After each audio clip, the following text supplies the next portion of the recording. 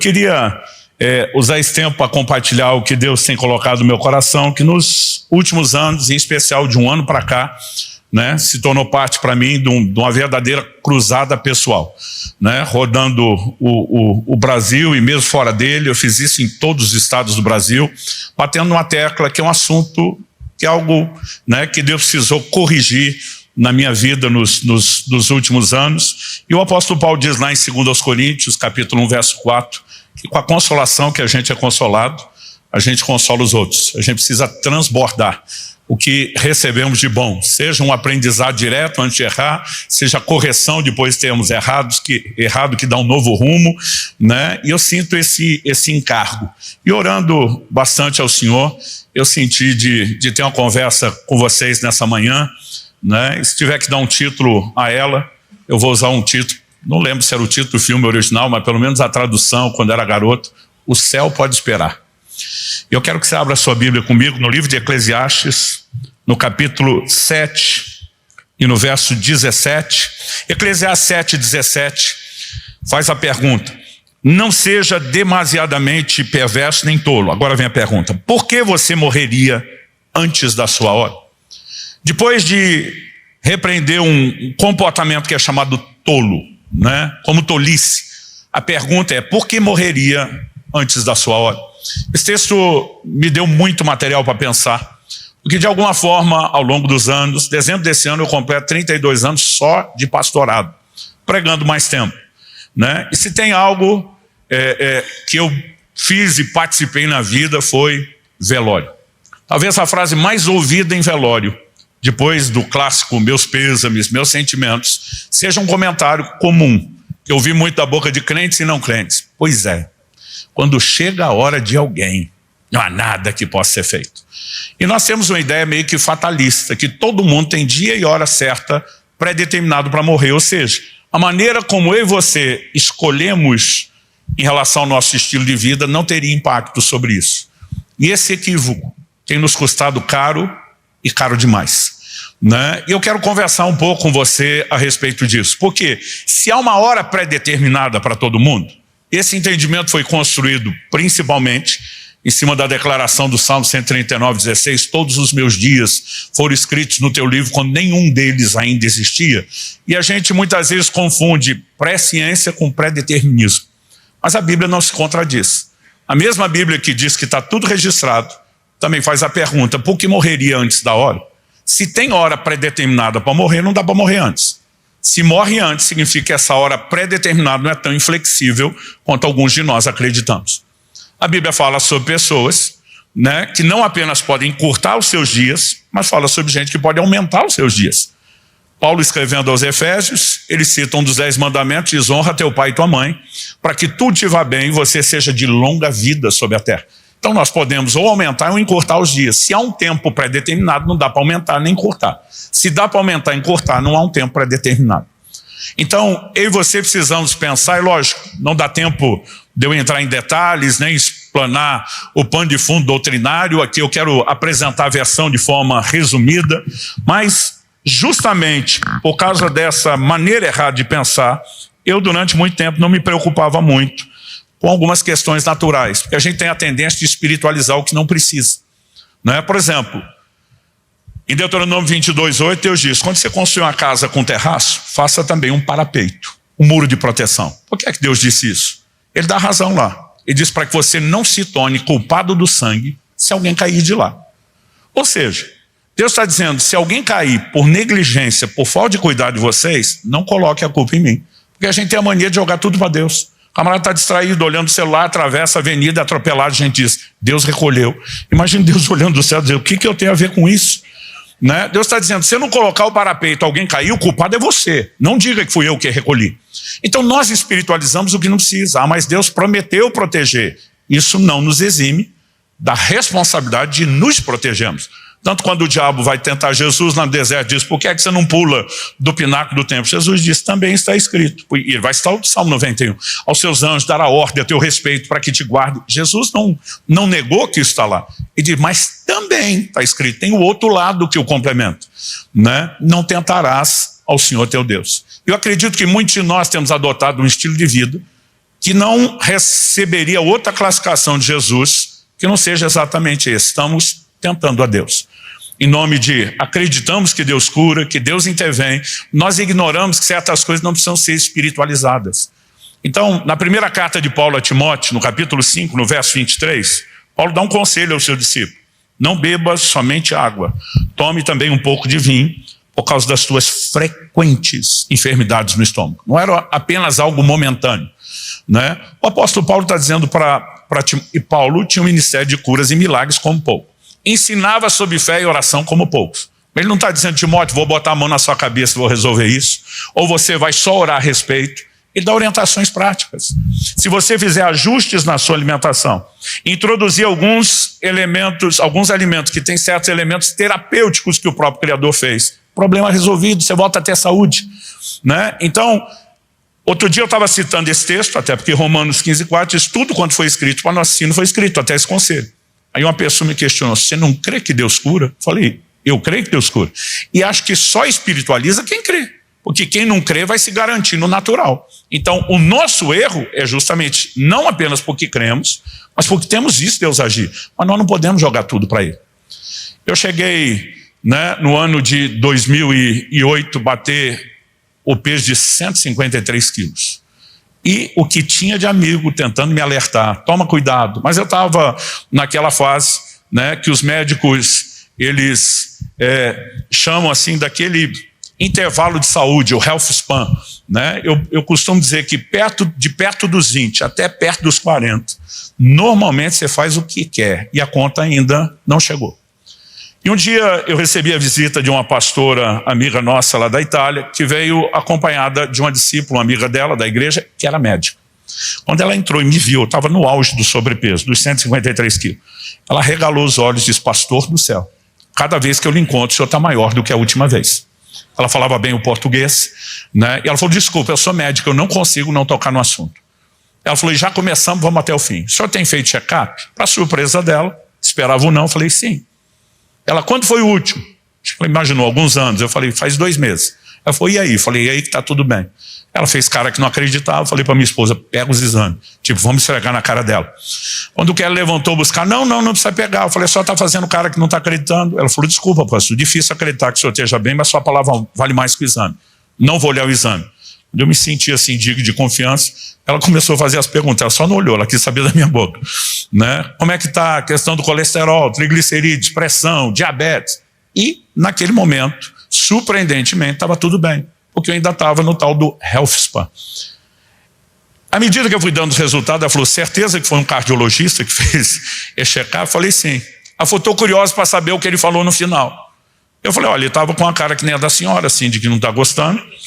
Mas eu lembro que ele jogou o envelope na mesa com o resultado dos meus exames, jogou com força. Eu lembro do envelope rodando e batendo no meu peito.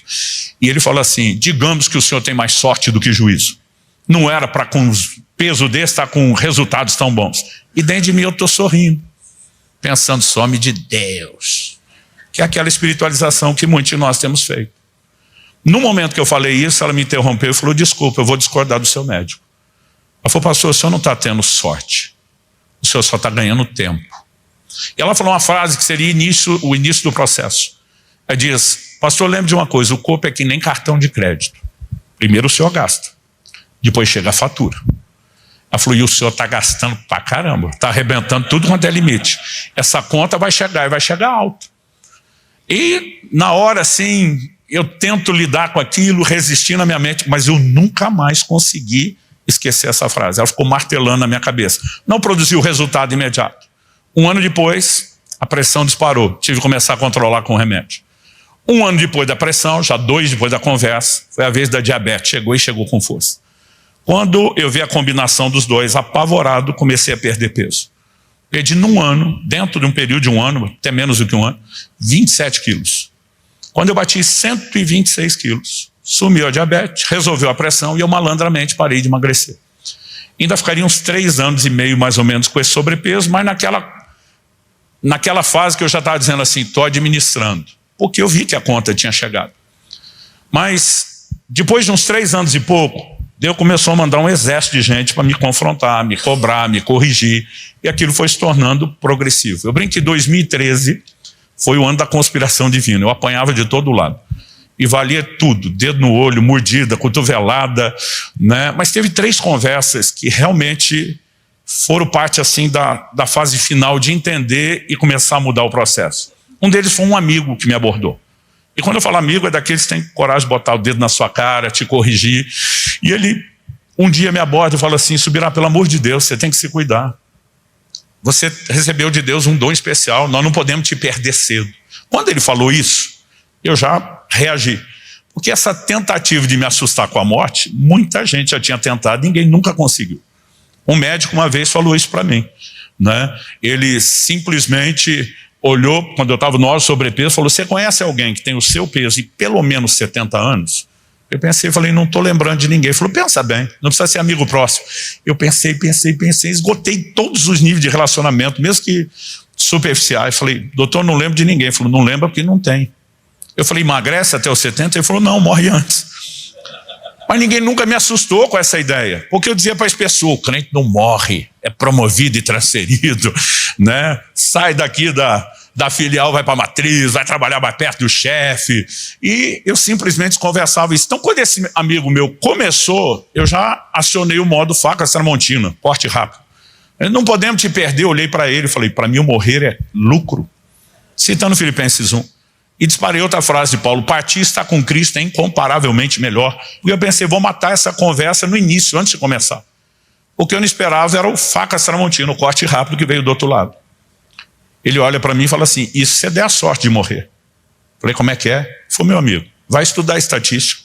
Você acha que gente que não se cuida com você morre na primeira? A maioria não dá essa sorte, não. Você está imaginando o quê? Que uma hora vai desligar o disjuntor, né? A cabeça cai, o espírito parte para estar com Jesus num processo rápido, indolor. Ele falou: a maioria não tem essa sorte. Vai sofrer numa cama, dá trabalho para a família. Gente, pela primeira vez alguém me assustou. Porque eu pensei o seguinte, eu falei: uma coisa é você deixar o melhor dessa vida para ter algo ainda melhor, que é estar com Cristo. Mas tem um limbo aqui no meio, que não é nem uma coisa nem outra. Mas ele mal esperou processar o susto e mandou a segunda frase. Ele falou assim: além de uma covardia sem tamanho sua declaração. Ainda me remedou: partir estar com Cristo incomparavelmente melhor. Ele falou assim: melhor para quem? Só para você, seu egoísta. E Kelly, sua esposa, que vai ficar? E seus filhos que você ainda não terminou de criar? E o plano e o propósito que Deus te confiou? E ele falou literalmente assim: então que se lasque o resto porque para você é melhor. Falou: se isso não é encarnação da covardia e do egoísmo, me diga o que é. E eu emudeci. Eu nunca tinha pensado pelo outro lado. E quando achei que já tinha apanhado o suficiente, ele mandou a terceira. Ele falou: e para o ensinador de Bíblia como você, parece que não entendeu, foi nada de Filipenses 1. Eu não sei o que me ofendeu mais, Odilon. Ele me chamar de covarde ou dizer que eu não tinha entendido Filipenses. Eu abri Filipenses 1 na hora, e eu quero que você abra comigo, para provar que ele estava errado. Só quando abri eu mesmo vi que eu estava errado. Até aquele momento eu nunca tinha enxergado ou entendido Filipenses 1. Eu quero que você leia comigo do verso 20. Se for possível, vou pedir ao pessoal que projete isso. Paulo diz assim: minha ardente expectativa e esperança é que em nada serei envergonhado, mas que com toda ousadia, como sempre, também agora, Cristo será engrandecido no meu corpo. Você pode repetir isso comigo? Diga: Cristo será engrandecido no meu corpo. Agora é o que ele diz: quer pela vida, quer pela morte. A maneira como vivemos deve engrandecer a Cristo. A maneira como vamos morrer também deveria engrandecer a Cristo. Esse é o contexto que Paulo está falando. Verso seguinte, 21. Porque para mim o viver é Cristo e o morrer é lucro. Eu nem lembrava da parte o viver é Cristo. Eu só ia para o morrer é lucro. Quando você vive Cristo, para Cristo, o modelo de Cristo, a conversa é outra. Gente, Efésios capítulo 5, né, fala a respeito do Senhor Jesus como modelo que o marido deve imitar no trato com a mulher, e diz que o marido tem que amar a esposa como ama o próprio corpo. Aqui não é um conceito só de amor próprio, mas dentro do amor próprio, que é o universo maior, está falando de amor pelo corpo. E depois de falar isso, ele diz: porque Cristo, falando a respeito da igreja, né, em relação ao seu corpo, o alimenta e cuida dele. Se ele é o nosso referencial de caráter e comportamento, e ele cuida do corpo, e o cuidado não se limita à nutrição, ele é abrangente. A pergunta é: de onde eu e você tiramos a ideia que a gente não precisa se cuidar? Então, o viver é Cristo é reproduzir desde o modelo. Gente, quando você olha para Jesus, né, alimentação saudável, ingestão de água, né? Movimento, exercício físico. Alguns estudiosos calcularam quanto Jesus andou. Além do trabalho manual como carpinteiro, né? É assustador essa conta feita só nos dados que nós temos, que os evangelhos não dizem tudo que ele fez nos 3 anos e meio. Né? Então alguém calculou, baseado nos textos, de onde saiu, aonde chegou, em quanto tempo, que Nosso Senhor andou uma média de 32 quilômetros por dia. Qual foi a última vez que você deu um rolê de 30 quilômetros? Outro calculou só as distâncias, sem se preocupar com a média diária do que ele teria, eliminando os relatos repetidos dos evangelhos, e chegou à conta de que Jesus teria andado no mínimo 5.000 quilômetros a pé durante os dias do seu ministério. Não há ângulo ou perspectiva que se avalie Jesus que ele não seja um exemplo. Sono. Jesus, Marcos capítulo 6, quando os discípulos vêm dar um relatório do ministério que está bombando, ele diz: vamos para um lugar à parte, repousar um pouco. Ele não está preocupado só com a sua produtividade, mas com a produtividade sustentável, durável. E se você não respeitando os descansos, ele não só respeitava, mas ele exigia isso dos seus discípulos. Né? E, para concluir a lista, eu posso te garantir que Jesus era magro. Mas magro assim, ó, estilo meu dedo minguinho, no nível profissional, não amador, que alguns aqui são. Eu nem amador sou. Como nós fazemos essa conta? A Bíblia diz que Jesus teve fome ao final de 40 dias de jejum. Eu já fiz 10 desses jejuns 40 dias, eu nunca tive fome, porque aqui tem reserva, meu amigo. Aquela fome é a fome literal, quando as reservas de gordura que estão sustentando você durante o jejum terminam. Menor índice de gordura corporal que eu terminei um jejum até hoje foi 8,5%. Dá para encarar mais dias. Para Jesus ter tido fome, ele tinha que ter um baixo índice de gordura corporal, ou seja, não há área que a gente possa falar hoje de cuidar do corpo, da saúde, que Jesus não seja modelo. E quando Paulo diz o viver é Cristo, nós precisamos focar. É não apenas para ele, mas reproduzir quem ele é. Aí sim, o morrer é lucro, não apenas pelo que vem depois, mas por termos cumprido aquilo que se espera de nós. Verso 22. Entretanto, se eu continuar vivendo, mesmo que o morrer seja lucro, poderei ainda fazer algum trabalho frutífero. Assim não sei o que devo escolher. Agora Paulo está dizendo, bateu uma dúvida sobre a escolha. 23. Estou cercado pelos dois lados, outra tradução diz dividido. Tendo o desejo de partir e estar com Cristo, o que é incomparavelmente melhor. Ninguém vai negar que o céu é maravilhoso. Mas olha o que ele diz no 24. Mas, por causa de vocês, é mais necessário que eu continue a viver. Paulo está dizendo, se eu partir para estar com Cristo, é incomparavelmente melhor. Melhor para quem? Só para mim. Mas se eu não for egoísta e, além de mim, pensar em vocês, é melhor que eu fique, para ter mais fruto do meu trabalho. Ainda existem coisas que precisam ser feitas. Eu posso ser útil na vida de vocês. Então, levando isso em conta, e aqui que eu quero usar a frase do tema, o céu pode esperar. Nenhum de nós vai negar que o céu é extraordinário. Mas você tem literalmente todo o tempo do mundo para desfrutar. Vai estar lá a eternidade toda te esperando.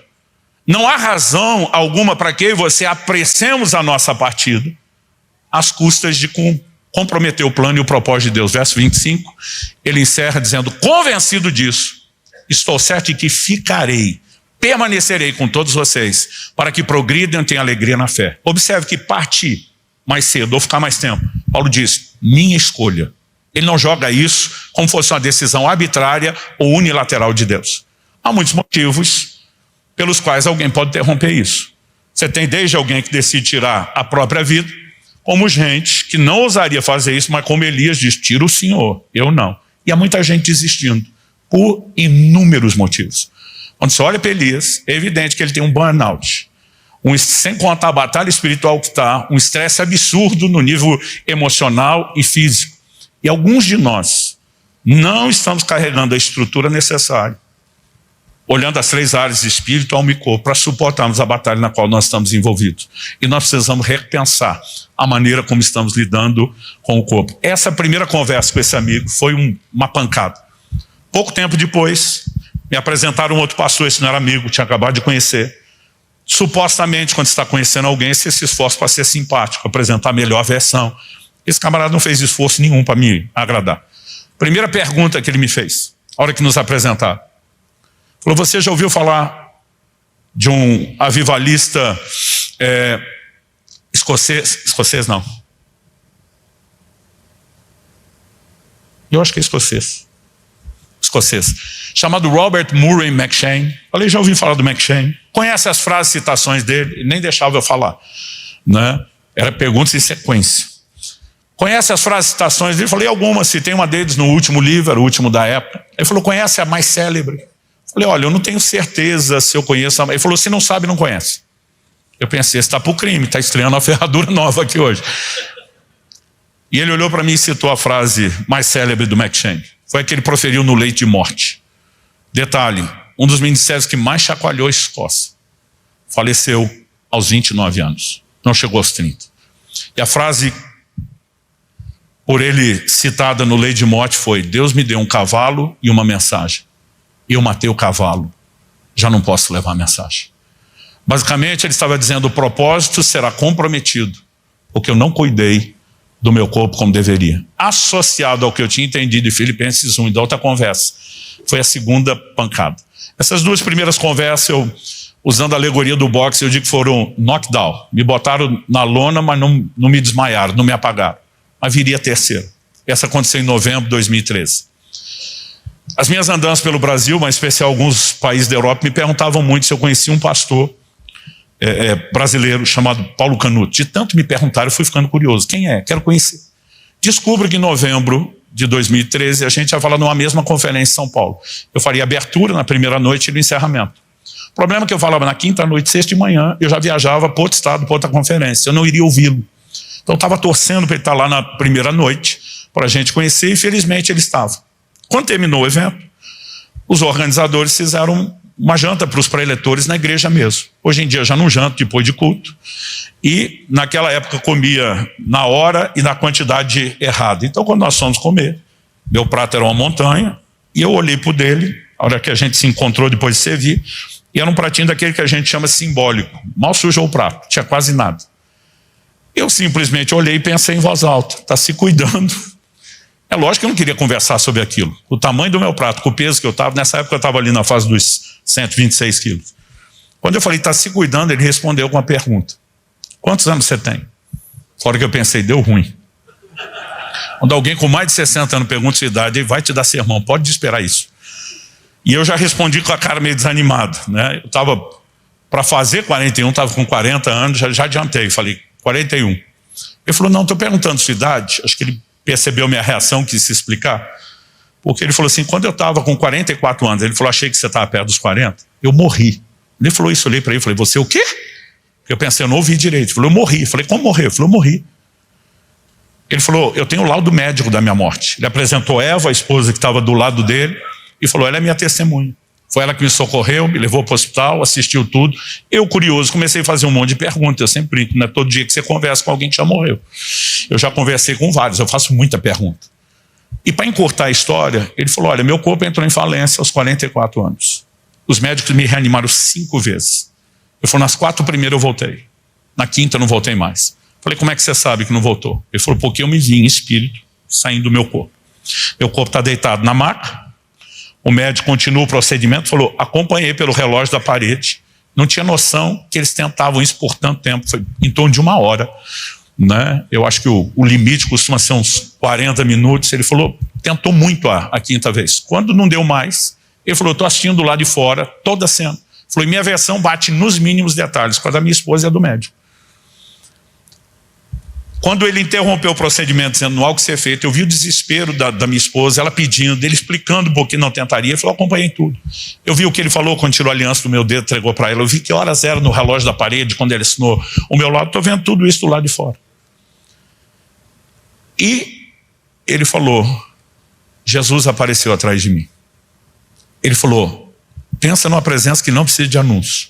É uma glória inconfundível. Ele falou assim, eu não sentia permissão de vir a encarar, mas ele falou, antes de Jesus falar, eu já sabia que era ele.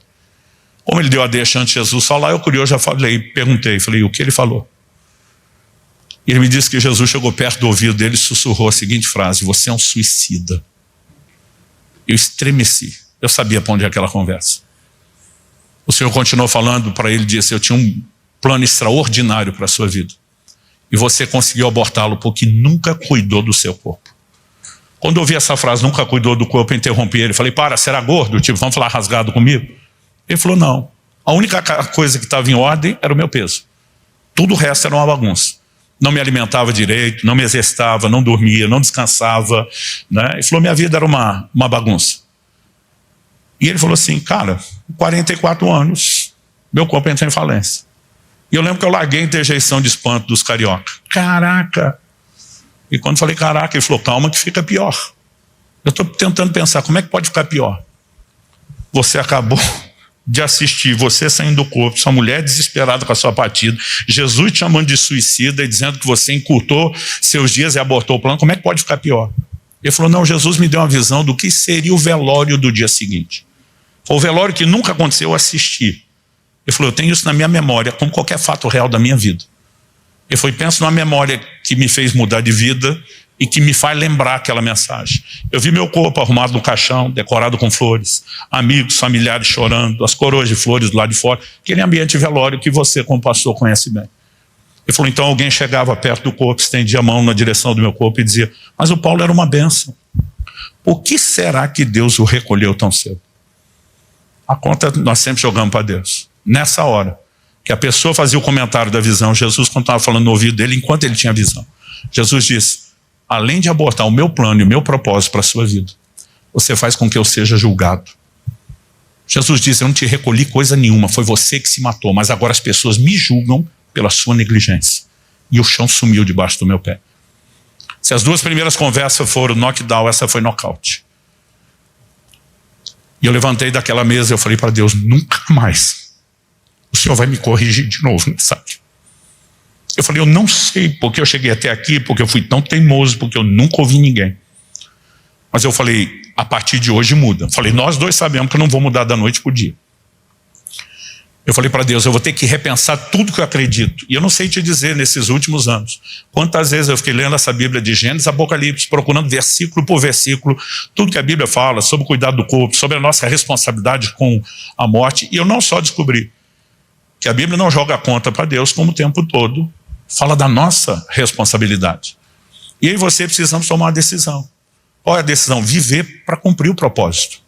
Né? Viver para cumprir aquilo que Deus espera de mim e de você, mas não viver de qualquer forma. Se a Bíblia diz que aquilo que a gente planta, a gente semeia, a pergunta que eu e você precisamos fazer é como é que nós vamos terminar? Nós precisamos terminar bem, gente. Não só dizendo como Paulo combatiu o bom combate, cerrei a carreira, guardei a fé no plano espiritual, mas terminar bem em todas as áreas. E eu não sei você, mas meu projeto, né, de vida, falando dessa vida terrena, é cumprir o plano e o propósito de Deus, mas terminar bem espiritualmente, terminar bem emocionalmente, terminar bem no meu casamento, na minha família, né, com os meus filhos, não só na execução de um chamado e de um propósito, mas terminar bem com saúde. Eu comecei muito cedo no ministério. Isso significa que a maior parte dos meus amigos pastores eram sempre mais velhos do que eu. Eu estou hoje com 52. Então, assim, a maioria dos meus amigos estava de 60 até hoje a 70 anos. Porque eu comecei a ver nos últimos anos, sob a forma como alguns deles estão entrando na velhice, não me empolgou. Porque muitos estão colhendo o resultado da sua negligência. O livro de Eclesiastes nos faz pensar o futuro desde que a gente está vivendo a mocidade. Lembra-te do teu Criador nos dias da tua mocidade, antes que cheguem os maus dias. A vida inteira eu li esse texto só para pensar na parte espiritual. Lembra do Criador, vida espiritual. Mas se você olhar aquele texto, ele não fala só da parte espiritual. 1 Tessalonicenses 5:23 fala que o nosso ser integral é espírito, alma e corpo. Ele vai abordar, além da parte espiritual, questões emocionais. Afaste do seu coração a mágoa. Eu tenho visto muitos ministros serem destruídos pela mágoa, não sabem lidar com as ofensas ou as decepções. Gente, Jesus falou, vai construir uma torre, senta a calcular quanto custa. Nós precisamos preparar a nova geração de pastores, sendo honesto com eles. E dizer para eles o que eles vão enfrentar. Se o próprio Jesus olha para os discípulos e diz, até quando vos sofrerei? E vamos acreditar que nós não vamos ter desgaste com as pessoas? Né? E muitas vezes a gente não é nem preparado para lidar com essas questões. E nós precisamos guardar o nosso coração. Ou coisa chata é lidar com um velhinho amargo. E eu não quero terminar minha vida dessa forma. Mas a Bíblia não fala só do espiritual, nem só do emocional. O texto de Eclesiastes diz assim, remova do teu corpo a dor. Esse texto para mim foi um mistério, um enigma durante muito tempo. Eles nem tinham analgésico na época. O que dizer? Anti-inflamatório, o resto né, medicamentos. Como é que se remove do corpo a dor? Eu demorei para entender esse texto. Mas aos 30 anos de idade, por causa do excesso de peso, a má alimentação, a falta de sono, doía tudo. Hoje, aos 52, eu não tenho dor. Nós podemos ter um estilo de vida que remove do corpo a dor.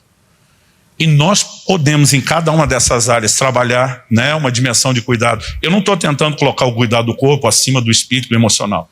Mas pelo menos as outras duas áreas a gente fala mais. Mas na doutrina das nossas igrejas, de uma forma geral, a teologia do corpo é só: não entregue ele à sujeira da imoralidade.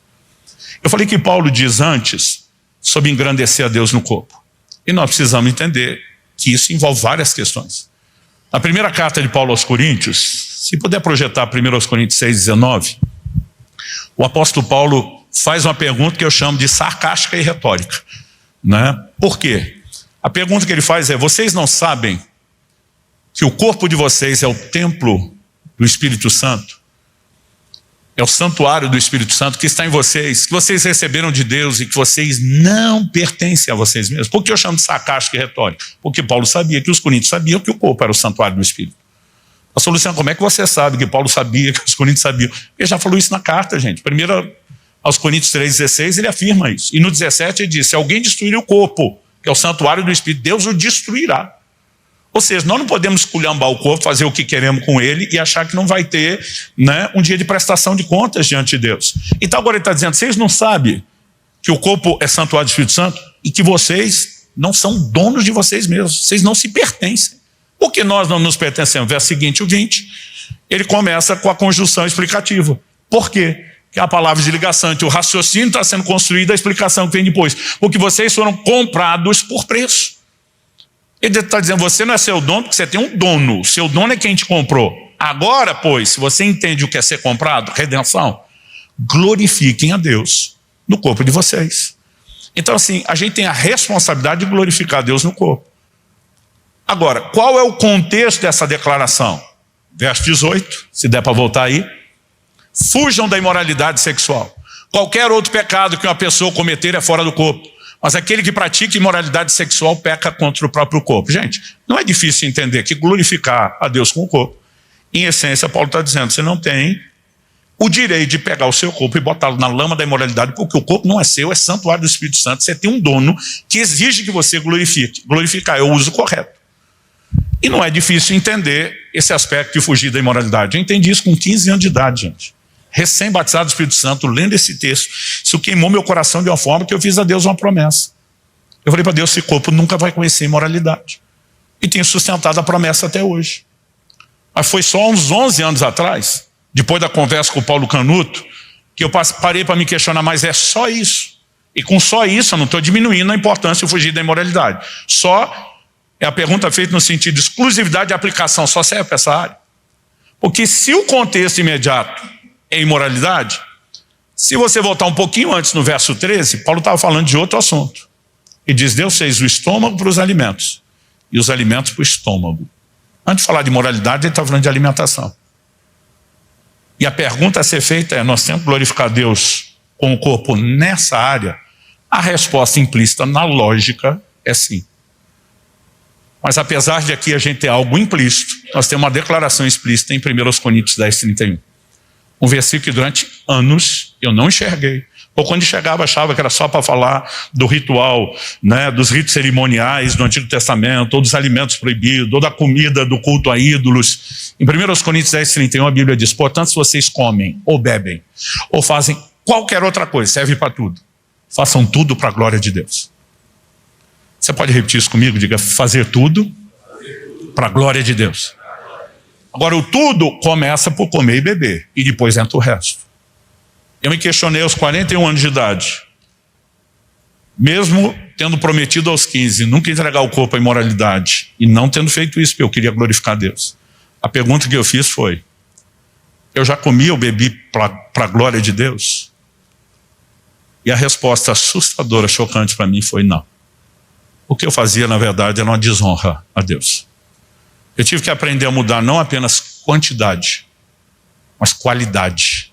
Muitos de nós temos nos alimentado muito errado.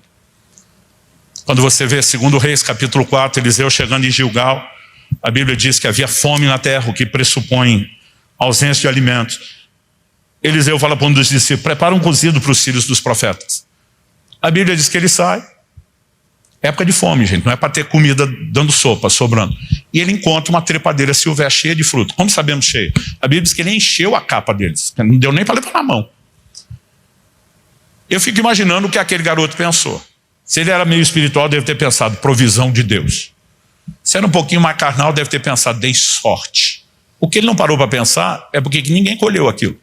E a Bíblia diz que ele encheu a capa de colossíntidas. E o texto é claro, diz assim: visto não saber o que eram.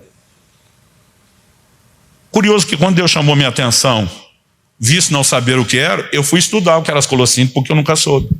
E algo recorrente na literatura antiga é mencionar que as colossíntidas, em pequenas quantidades, elas tinham uma propriedade terapêutica, era laxante para o intestino.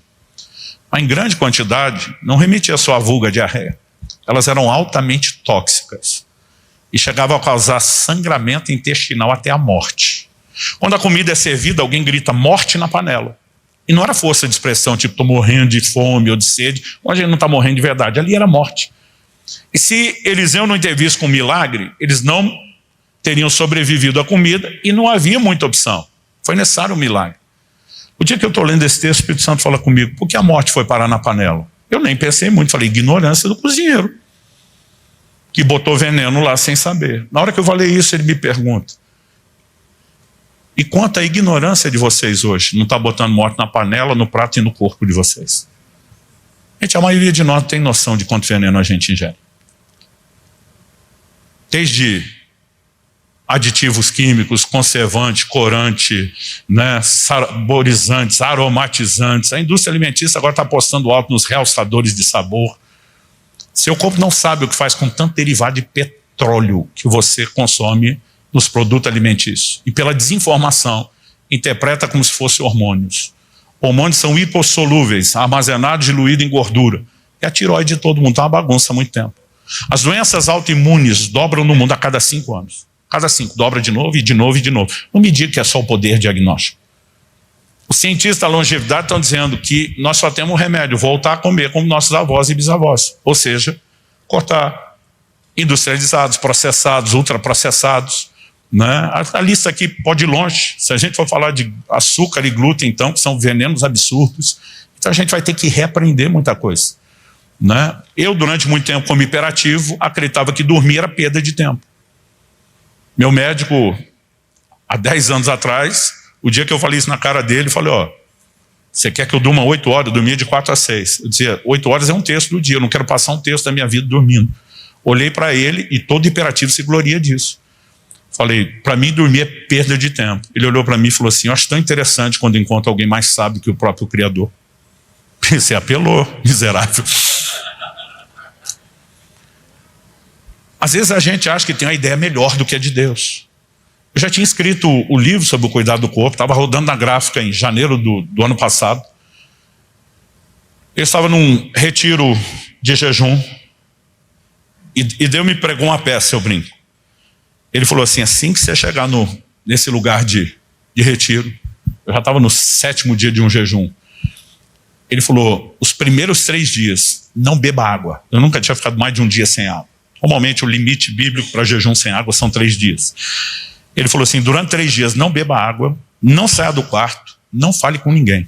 Gente, foi um imperativo: não sair do quarto e não falar com ninguém. É um desafio, mas o comando era tão claro.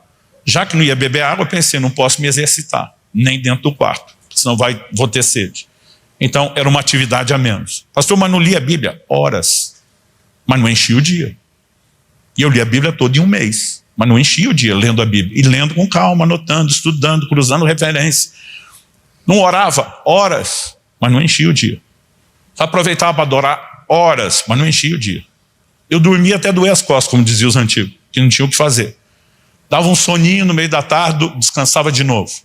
E aqueles 3 dias pareciam uma eternidade. Só que no final deles, a minha surpresa foi: eu nunca tinha entrado na minha vida no modo de descanso da mente, como entrei naqueles 3 dias. E quando os 3 dias passaram, eu voltei a beber água, eu já podia sair do castigo, entre aspas. O Espírito Santo falou comigo: eu vou te provar que o descanso não sabota a produtividade.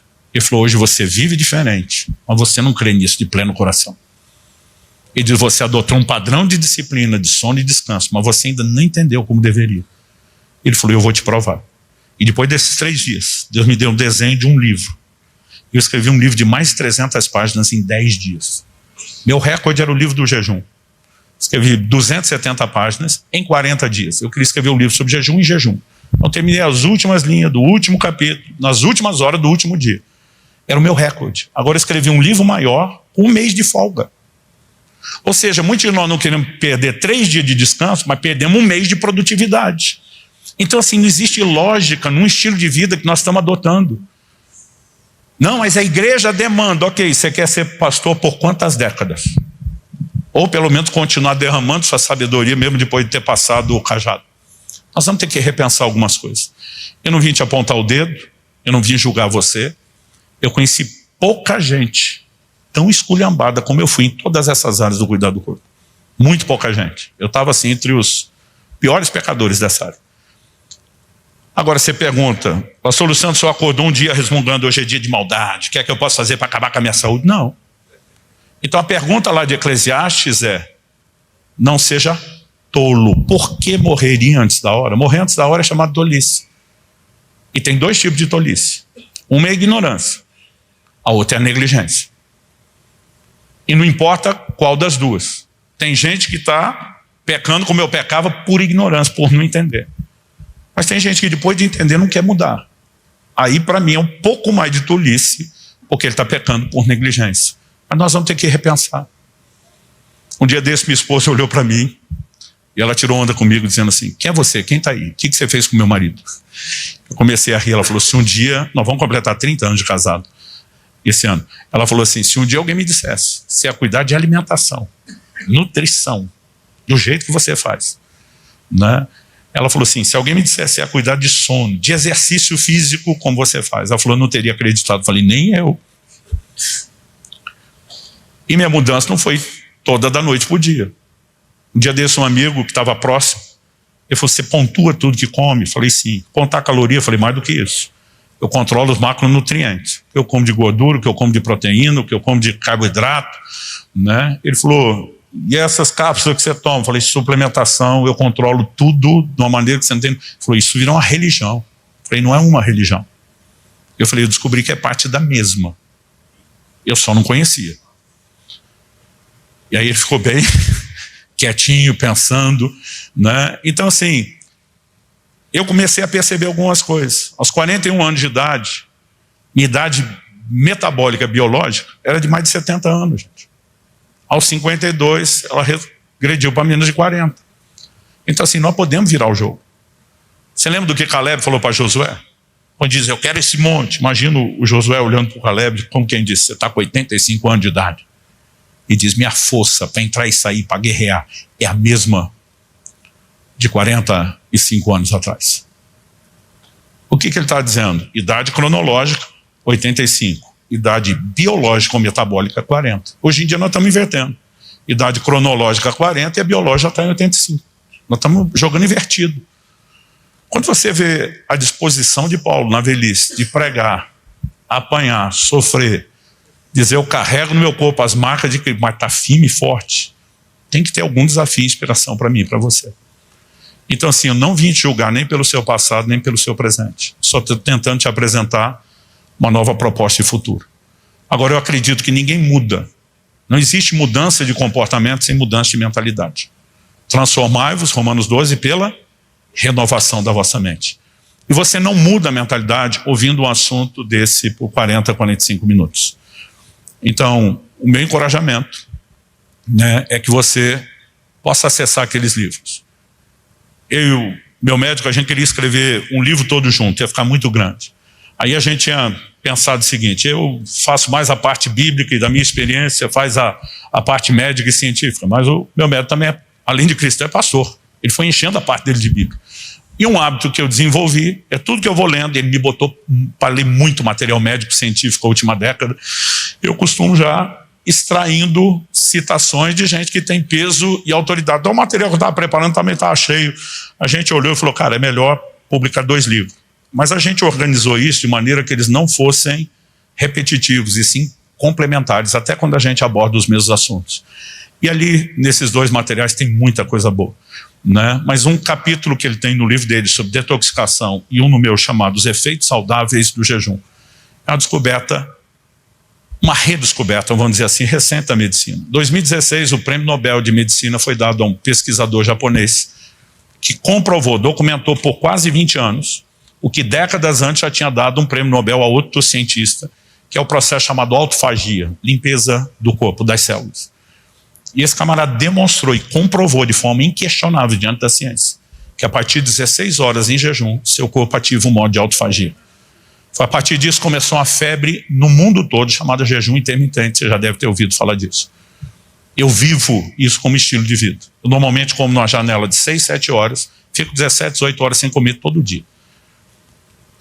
E eu estou mapeando, literalmente, com muitos resultados, meu corpo há anos. Nesses jejuns prolongados, meu médico chega a pedir 60, 70 tipos de exames de sangue, fora os outros, para a gente comparar o antes e depois, né? É impressionante o impacto que o jejum tem tido sobre a minha saúde, mas se a gente não souber fazer, ele pode ser nocivo, se fizer do jeito errado, mas do jeito correto, ele pode ser muito benéfico. Eu tenho visto muita gente ser curada de muita coisa, né? Nesse processo de autofagia.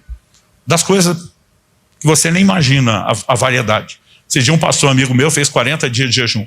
E o médico dele, um endócrino, que não é crente, queria conversar comigo. Porque ele nunca, é um cientista da área do jejum, nunca tinha visto ninguém fazer mais de 7 dias. Quando ele falou que ia fazer 40, o cara falou, mas comendo uma vez por dia? Ele falou, não. Com líquido? Ele falou, não, só na água. O médico falou, não vou entrar nisso não. Ele falou, doutor, o senhor devia repensar o seu título de cientista. Tem um exército no meio de nós, na nossa igreja, fazendo esses jejuns. Ele falou, eu nunca ouvi falar disso. Ele falou, vou assumir um compromisso com o senhor vai me avaliando na primeira semana. Se eu estiver bem, o senhor vai me liberando para continuar. Se em algum momento o senhor mandar parar, eu paro. Se não, o senhor vai ter comigo o que os médicos não costumam ter, um laboratório. Ele falou, nesses termos eu entro. E depois ele estava tão impressionado, esse meu amigo brincou com ele, falou, o mestre Jedi dos jejuns nossos está chegando aí, você quer falar com ele? E ele veio falar comigo, nunca tinha pisado numa igreja. Ele falou, cara, eu estou impressionado com o que aconteceu no corpo dele. Ele falou, eu vou descrever para o senhor primeiro, antes de ter ouvido ele ou você. Ele falou, com todos vocês é a mesma coisa? Falei, em linhas gerais, sim. Só autofagia, que a gente nunca sabe o que vai melhorar, porque depende do problema que a pessoa tem. O que te surpreendeu? Ele falou, olha, ele tinha um fungo branco nas costas, que não tinha dermatologista que curasse. Desapareceu. E a gente tem visto impactos no espírito, na alma, no corpo. Então, assim, a gente não tem pregado mais o jejum só como algo espiritual. A gente tem dito que, bem compreendido, bem praticado, eu não estou falando que você tem que fazer jejuns prolongados como eu faço. Se a gente tivesse um dia por semana, gente, de pausa, de descanso para o intestino, já ia ter um impacto na sua vida espiritual e física fora do comum. Então, assim, não vim falar nada com presunção, estou te falando como um pecador arrependido, corrigido por Deus, mudado, transformado. Esperei anos de uma boa prática e testemunho nessa área para começar a ensinar, mas assim, eu quero com muito amor e carinho te fazer uma advertência.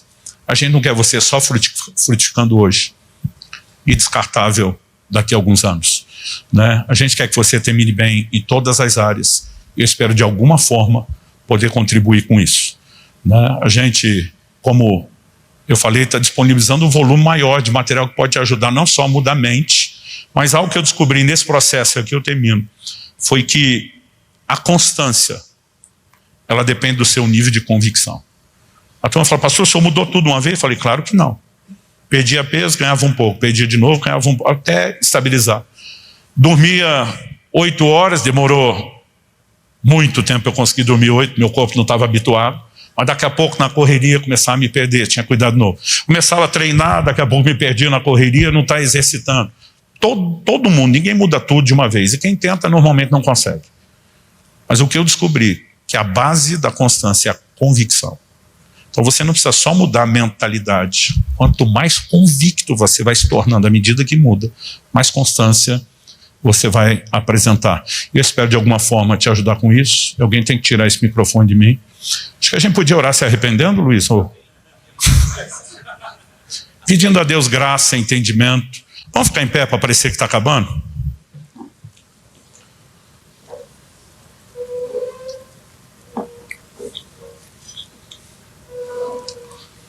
Eu tenho muitas testemunhas aqui de gente que conheceu o antigo Luciano e quem vê o atual agora. Eu perdi cerca de 60 quilos, mas a diferença é que eu botei de 12 a 15 quilos de músculo no corpo. Significa que a conta aí está para mais de 70 quilos de gordura eliminado, né? Existe muita coisa que a gente pode ir fazendo a longo prazo. Não aconteceu tudo da noite para o dia, mas quanto mais eu entendi essas verdades, mais a sério eu levava elas. E, gente, eu nunca tive tanta disposição física na vida. Toda hora o pessoal pergunta, como é que você aguenta esse ritmo? Como é que você aguenta essa agenda? Que eu falo, gente, hoje, além da paixão por Jesus, da consciência do que eu fui chamado a fazer, né? Eu tenho uma disposição física que eu nunca tive. Mas ainda assim, há momentos que eu percebo, estou passando alguns limites, tem que dar uma parada, tem que dar uma pausa, né? O descanso tem se tornado para mim a ferramenta cada vez mais importante, inclusive para aumentar a produtividade. Mas eu tenho certeza que ainda tem muita coisa para arrumar e melhorar. Mas eu espero de alguma forma te ajudar a pensar e contribuir. Aqueles de vocês já estão se cuidando, que possam fazê-lo ainda mais, e fazer isso com uma mentalidade. Honrar e glorificar o Criador e Redentor dos nossos corpos. Viver para cumprir o propósito. Eu também tenho motivos adicionais, né, que são mais pessoais. Quando eu estava enroscado naqueles 126 quilos por alguns anos, alguém me conseguiu uma bariátrica com um dos melhores médicos de graça na faixa. Eu falei, como é que você conseguiu isso? Porque eu alegava que eu não tinha condição de fazer. Falei, pastor, eu falei para ele que o senhor seria um bom garoto de propaganda, né? Ele falou, argumentei que o senhor ia ser um conferencista mais conhecido do que já é, e ele teria você alguém na vitrine. Falei, vou ter que pregar com a camisa do patrocinador? Ele falou, não. Quando surgiu a situação, o senhor fala, eu fiquei tão empolgado que eu estava orando por aquilo. Na frente dele, fiz cara de paisagem para parecer crente, falei, vamos orar. Quando ele saiu, fui fazer fé, meu Deus, estava te pedindo, o senhor jogou isso no colo, aleluia. Nem perguntei o que Deus queria, estava só agradecendo. O Espírito Santo falou comigo, você cogitou ser o garoto propaganda dele, não o meu? Eu levei um susto, falei, estou te entendendo. O cara tem uma bariátrica para vender, o senhor não tem nada para vender. Ele falou, para vender não, para entregar sim. Ele falou que eu comecei a te corrigir, você ainda nem entendeu direito a ponto de mudar. É parte de uma mensagem que eu quero que você pregue para a minha igreja. E você tem que ser o primeiro a dar exemplo. Pensei, perdi a bariátrica, tinha acabado de ganhar, perdi na hora. Pastor, o senhor é contra? Não. Eu acho que ela deveria ser o último recurso. E o cuidar do corpo, gente, não é só comer menos. Você vai ter que aprender a descansar, vai ter que aprender a comer direito, vai ter que aprender a se exercitar. Existe um combo que só a bariátrica não resolve. Ela é um bom início para quem já extrapolou limites. Mas naquela hora, quando Deus falou isso comigo, eu falei, vai ter que ser na raça, né? Então, sim, se eu conseguir, eu acredito em qualquer um podendo fazer o mesmo. Eu adicionei recentemente o último motivo à minha lista. Foi quando eu entrei na adolescência. Eu não tenho memória com avós. Quando eu nasci, meus avós paternos já eram mortos. Aquele tempo era para seguir mesmo? Isso é um golpe, é uma pergunta retórica. Vocês me dão mais 2 minutinhos só para contar isso? Eu estou como vocês, estou com compromisso e agoniado. E não é criança na escola, mas a gente tem mania de otimizar. Então deixa eu bem depressa. Eu não tive memórias com avós paternos. Quando eu nasci, meus avós paternos já eram mortos. Os maternos estavam assim, como diz aqui no sul, só a capa da gaita. Viveram pouco, sem muita qualidade de vida, então perdi eles muito cedo e não sofri. Tudo que todo mundo fala dos avós eu não tive. O abraço do vô, o beijo da avó, a comida, né, a casa, nada disso. Mas quando eu ouvi as memórias da minha esposa, falando principalmente da avó materna dela, eu achava a coisa mais linda. Mas quando meu filho disse que eu ia entrar na adolescência, eu já sou avô de 3. E só aqui quem é avô sabe que eles são a sobremesa da vida. Eu tomei uma decisão, falei, eu quero estar lá por eles, eu quero estar inteiro. E eu tomei a decisão, falei, eu vou cansar eles não vão me cansar. Até agora está dando certo. Esses dias minha netinha mais velha, que está para completar 5, ela olhou para mim, a gente brincando, ela, cansei vovô, e eu, yes. Só que a prole não para de aumentar e eles têm pilha Duracell. Então, eu estou dedicado, né? Seja quais forem seus motivos adicionais, que eles não excluam, honrar e glorificar o Criador e o Redentor do corpo e viver para cumprir o propósito.